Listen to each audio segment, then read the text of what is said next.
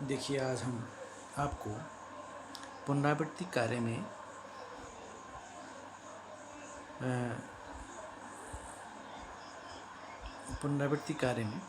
बहुपद के संबंध में पढ़ाएंगे। तो इसमें एक चीज़ ध्यान रखिए, आपकी बहुपद एक प्रकार का बीजीय व्यंजक होता है और जिसमें चर राशि का घातांक धनात्मक पूर्णांक होता है, पदों की संख्या सीमित होती है और चर राशि का गुणांक एक वास्तविक संख्या हो, तो ये बीजीय व्यंजक बहुपद कहलाता है। ठीक, ये होना चाहिए। अब इसमें देखो, ये भी देखिए, जैसे इसमें 1 2 3 4 पद हैं, इसमें 2 पद हैं, इसमें बहुपद, इसमें पदों की संख्या फिक्स नहीं, मतलब असंख्य नहीं हो, निश्चित संख्या है और प्रत्येक चर की घात, हमने ये बताया बहुपद की घात कहलाती है जो सबसे बड़ी घात है, उसमें चर की सबसे बड़ी घात है वो बहुपद की घात कहलाती है। जैसे इसमें सबसे बड़ी घात है 3, तो ये बहुपद की घात 3 हो जाएगी। इसमें चर की सबसे बड़ी घात 2 ही है, तो इसमें बहुपद की घात 2 हो जाएगी। इसमें चर की घात 2 है, तो इसमें बहुपद की घात 2 हो जाएंगी। पदों की बात आती है, इसमें 1 पद है, इसमें 2 पद है, इसको पद के रूप में कंसिडर करते हैं। पदों को अलग अलग लिखा जाता है।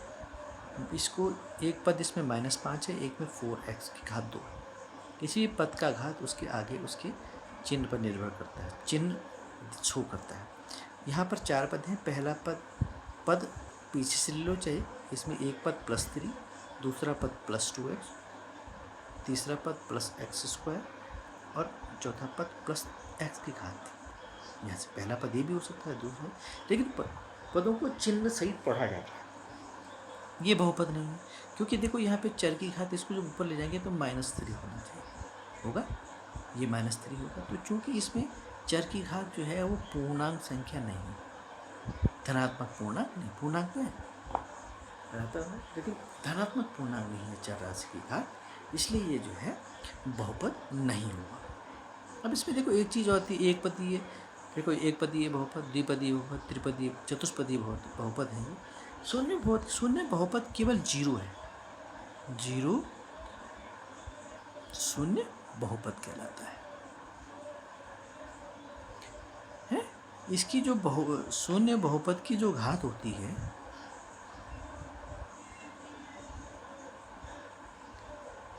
घात परिभाषित नहीं कहते, नॉट डिफाइंड, इसको परिभाषित नहीं किया, बस इसमें, ठीक है ना। जिस बहुपद की घात 1 होती है, शून्य, जिस बहुपद की घात 0 होती है, ठीक है ना, किस बहुपद की घात 0 कहलाती है? जिसमें चर राशि नहीं होती, ठीक। और शून्य जो है वो, उसको हम शून्य बहुपद कहते हैं, क्योंकि इसकी जो घात होती है बहुपद की, शून्य बहुपद है, लेकिन घात उसकी नॉट डिफाइन होती है, ठीक है। तो ये चीज़ आपको विशेष याद करनी है। बहुपद की घात 0, देखो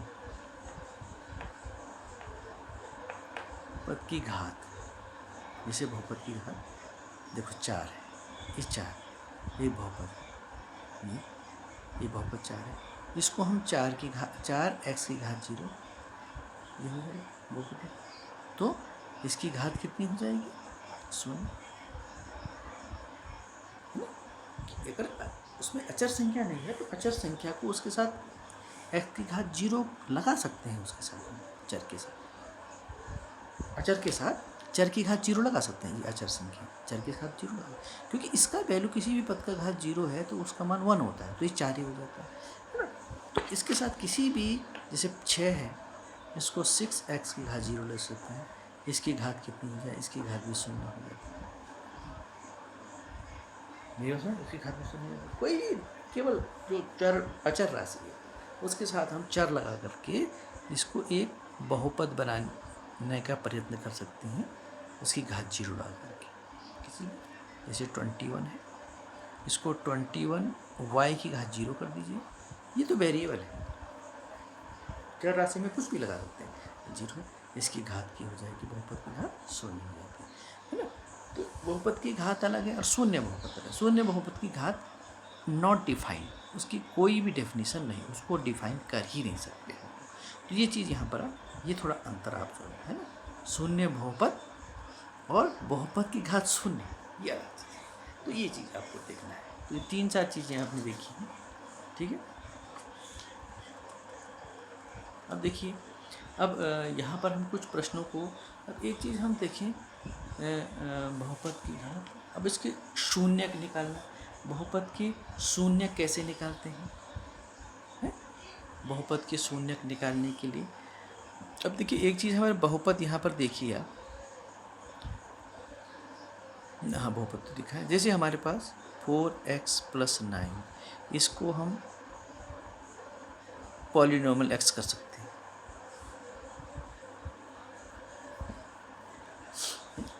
द्विपदीय, इसको रैखिक बहुपद कहते हैं।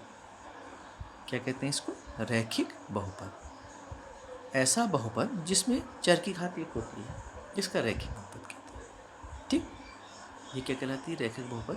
अब इसकी जो शून्यक निकालने के लिए, शून्यक या शून्यक निकालने के लिए क्या करते हैं, यहाँ पर हम क्या कर देते हैं, इसको 0 कर दीजिए। इसका मतलब 4x = -9 और तो x बराबर हो जाएगा -9/4। मेरी बात समझ गए? एक px बराबर हो जाएगा 4x², x वाले घात जरा बनाते हैं, 3 4 12 7x, ये वाला है, ये वाला हो गया। तो इसके शून्यक निकालने के लिए हम क्या कर देंगे, 4x² + 7x + 3 = 0। मेरी बात समझे? तो देखिए, इसकी अगर गुणनखंड करेंगे तो यहाँ पर 4x + 3x और ये +3, देखिए 7x हो गया, 4x, इसके गुणनखंड करने आपको आते होंगे, इन दोनों का गुणा करते हैं, 12 आता है, उसके ऐसे टुकड़े करते हैं, ऐसे गुणनखंड करते हैं 12 के, जिनका जोड़े घटाना इसके बराबर होता है। तो 4 × 3 = 12, 4x और 3x हो गया, ये 7x के बराबर आ रहा है, तो इसको ऐसे रख दीजिए। ये आपने क्या होगा, 3x + 3 0। देखो अभी यहाँ पे से 4x कॉमन ले दीजिए, यहाँ पे x + 1, इन दोनों में से अब x दो के जो वो बना दिए पेयर, और यहाँ पे x + 1 = 0। दोनों में से x + 1 देखिए, दोनों में से कॉमन आ रहा है, तो 4x + 3 = 0। मेरी बात समझ गए हो ना? तो वही यहीं पर, तो इसके देखो 2 फैक्टर आ रहे हैं, तो यहाँ पर x + 1 = 0, इसका मतलब x = -1, और यहाँ पर अगर 4x + 3 = 0, इट इम्प्लाइज 4x = -3, तो x बराबर -3/4, -3/4।